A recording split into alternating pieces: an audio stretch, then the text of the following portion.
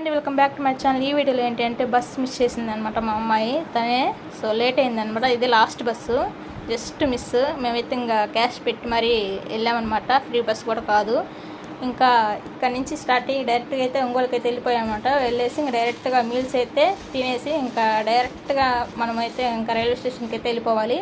So Dasara పండుగ కాబట్టి so ఈ వీడియో అయితే ఆ రోజుదే అనమాట. ఇదైతే తర్వాత రోజు మీరు చూస్తారు. సో ఫుడ్ అయితే అన్నమాట, ఆలు ఫ్రై, పప్పు, దోసకాయ కర్రీ, పచ్చడి, సాంబార్ ఇవన్నీ ఉన్నాయన్నమాట. సో ఫుడ్ అయితే చాలా బాగుంది. దసరా స్పెషల్ పాయసం కూడా పెట్టారు.